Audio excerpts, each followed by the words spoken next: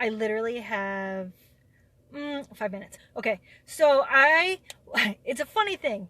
I was a freak in high school. I was like a freak, like a dog collar, blue lipstick, like it all, big baggy pants, all of it. And I was like fully aware.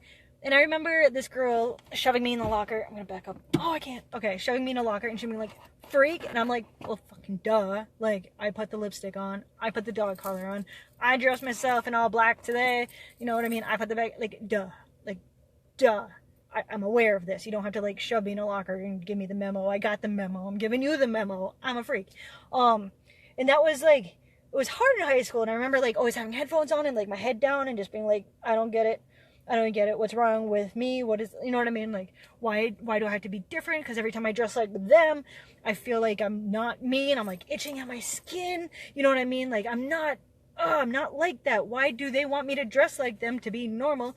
And I feel like ripping my clothes off every single time I tried to dress normal per se, is that whatever.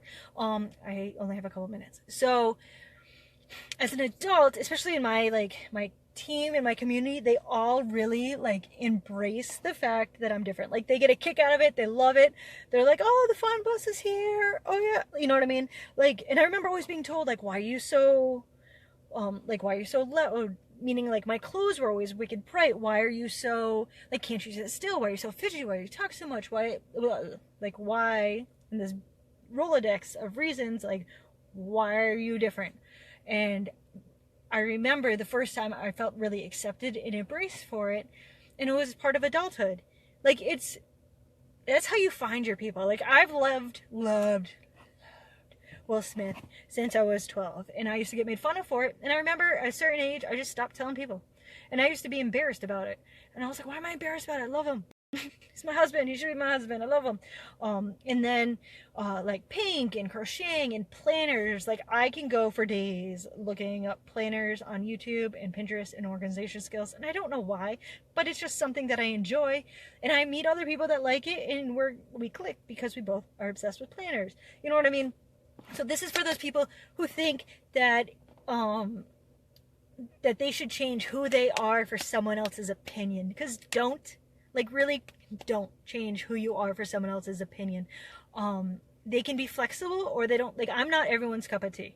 I am like 100% aware I'm not everyone's cup of tea, but I don't want to be everyone's cup of tea. I want to be my cup of tea, and I want to get the sugar and the cream that are good for me and be in my life. If I'm not your cup of tea, bye, Felicia. Like, it comes to a point where you're just confident with who you are, what you like, what you don't like, and you draw the line. Like with standards too, like there's things I'll tolerate. Like when I hear like a racial conversation, I'm like, I have to remove myself before I get, like, I know myself. You know what I mean? Like, there's multiple times I've literally had to been like, I'm gone, bye, bye. And like our friendship probably ended at that point because you just have standards, and you have your morals and your values and your integrity, and all of that has to stay equal no matter who you are and who you're around. It's really hard to watch someone change their values and their morals depending on who they're around. But if you're a kid, or you know a kid that's struggling in high school and getting made fun of because they're different and they don't know how to be like everyone else, encourage them to be them. You know what I mean? When you hit high school, it's hard to be different. It sucks. You're like, I just want to be like everyone else and just get through this shit easily. But as an adult, I'm like, I'm glad I didn't, because all of those people that were like really cool kids in high school aren't really much now. And I'm not saying that I'm much, but I'm still me. I'm still, like, I didn't change my values for them. I didn't change my confidence for them. I didn't change shit for them, because that's not who I was. I tried multiple times to pretend I was something that I'm not. And I would be like, I need to go home and get these clothes off. Like, I remember going up to David and I was like, I need to shave my head or dye my hair, or something needs to happen, because I've been trying to be someone else for too long. I thought I had to be like what a mom was when I first like gave birth, and I like had blonde streaks and like fancy stuff that it wasn't me. I don't wear it. I don't like fancy. I'm not, you know what I mean?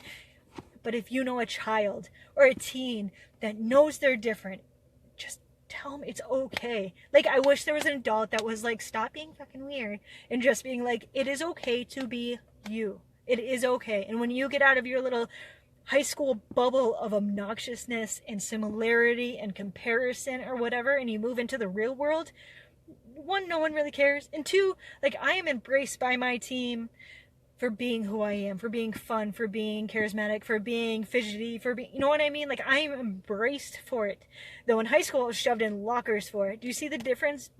That is what teens need to hear. That is what young adults need to hear, that it is okay to be different, and understand that, like, all of your friends in high school or all of your friends in your early 20s who you think are your friends and you're going to be friends forever and you're going to get matching tattoos and stuff like that, it's not, they're there for a reason. They're there to teach you something. They're there to teach you good or bad. Like, you can learn lessons. Like, I raise my standards by certain situations, or they're there to just like guide you for something. They're there for a reason and a season, and that is it. And there's probably 3 people that are gonna follow you into adulthood, and that's it. Like, seriously, that is it. I have one best friend that I've had since I was 12, and the rest of my friends are acquaintances. But that's how most people go. Like, you just grow and go in your different ways, but it is okay to be different. I have dyslexia, and I was always ashamed of it. So I was in special ed classes, and I had like really trouble reading, and I still have trouble reading. And when I started to embrace Hazel's autism, I was like, oh crap, I have to practice what I preach. So she is autistic, and I want her to be proud that she's autistic and not use it as an excuse and not use it as a disability. But that means I myself have to embrace being dyslexic. And that was hard for me because that's something I hid due to being shoved in lockers. You know what I mean? And being in the small classes. I always wanted to hide it because I didn't want people to know, because I didn't want to get shoved in classes. But if I'm going to teach her that, I need to lead by example. And I know she's different. She wants to shave her head and put a unicorn on it. What the hell ever. I'll wait until she gets older, because the thought of putting clippers near her head and making that noise is probably no bueno. But she needs to know it's okay to be different. Scarlett needs to know it's okay to be whoever she is. It's okay. And adults need to tell their children, not correct them for being who they are. Like, correct their bad habits and their manners and all that crap. Yes, like, teach them. But if they need to be different, like, you can see it, it's a compulsion and they can't pull away from it, tell them it's freaking okay. Tell them it's okay. Like, don't try dressing them as something who they aren't, because they're not going to feel comfortable and they're not going to feel confident. And that's what's important, because like, David's like, why do you put makeup on every day? Because it makes me feel confident. Wearing blue lipsticks makes me feel confident. Having blue hair makes me feel confident. Dressing in bright colors for some reason makes me feel confident, and that is what's important. Does that make sense? I'm late. I have to go in.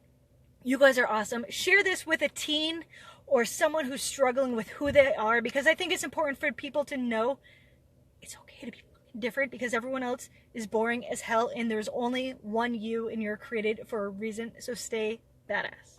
All right.